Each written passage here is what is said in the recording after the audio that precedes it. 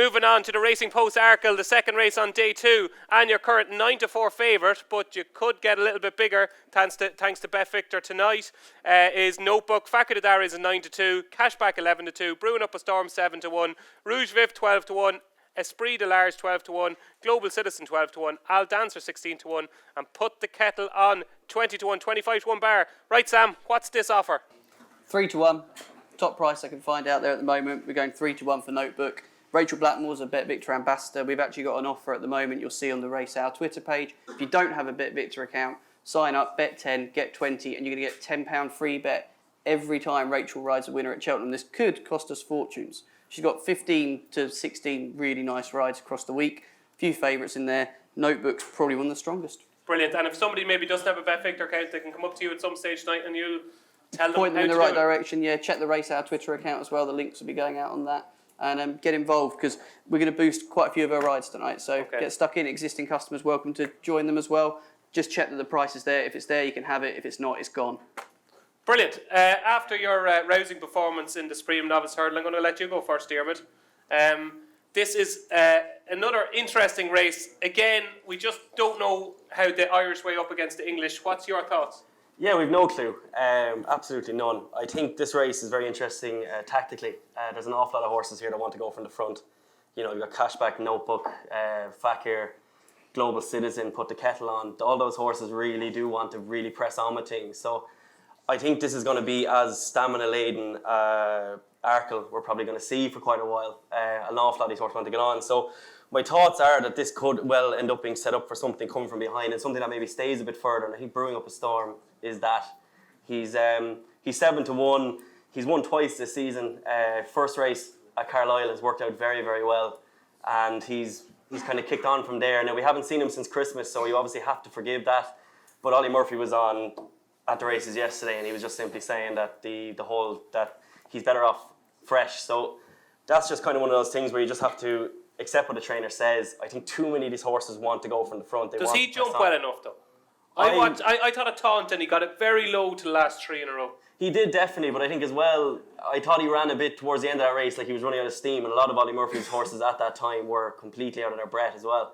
You know, his yard just wasn't running well. The first day when he beat Goodbye Bobby, you got Midnight Shadow in third, and you got Rouge Vif, Global Citizen in fourth, and he jumped very well that day considering how much he drifted. Those horses just weren't right, so I'm just at the prices, I think, with the Irish horses beating each other up all year, we don't really know where we stand with them and if a horse will come late. He looked about the winner in the Ballymore to me turning in last year. He just didn't quite see it out. So I think the extra little bit that he does stay will see him to good stead here, and I do think he'll be fine. Dean, what do you like? Yeah, I really like Brewing Up a Storm, but there is a horse in here that I think's a little bit forgotten about. Notebook's a bit short for me, especially the back hurdle form. I know Henry doesn't really train them that way around, so maybe the old Arkle stat of the best hurdler wins the Arkle might not apply to Notebook, and he looks very good.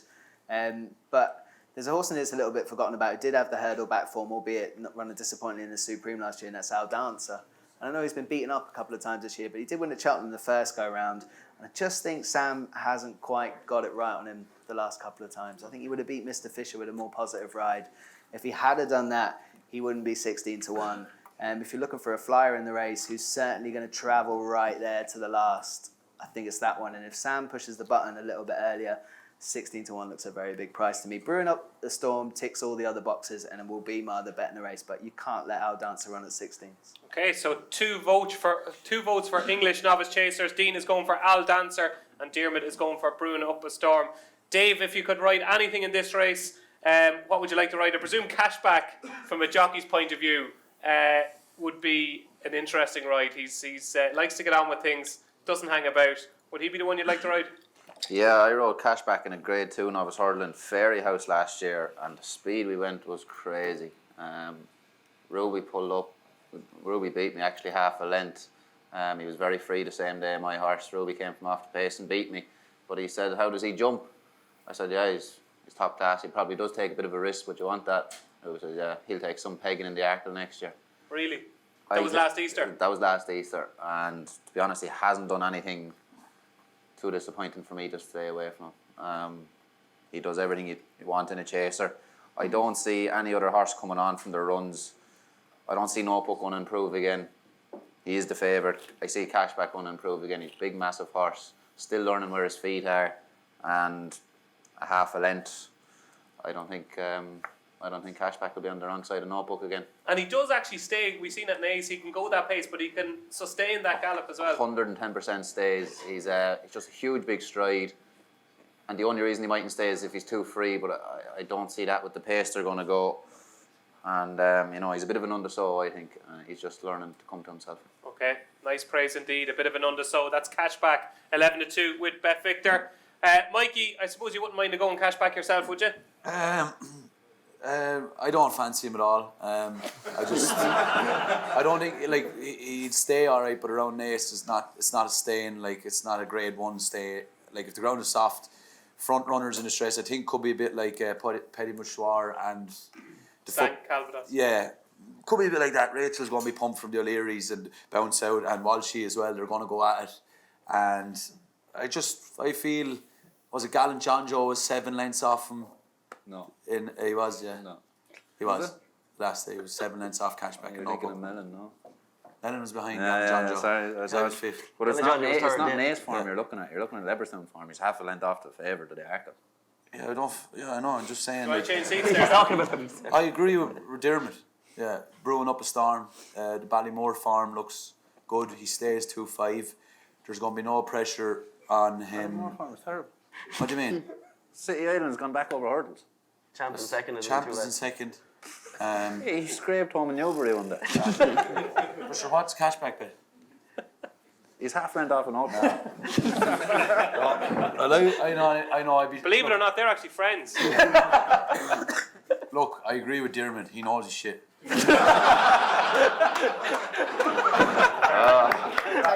Off stuff there. He knows more than you. I didn't disagree with that. Look, Jeez, you're easily swayed, we're not Mikey. going to win everything over there.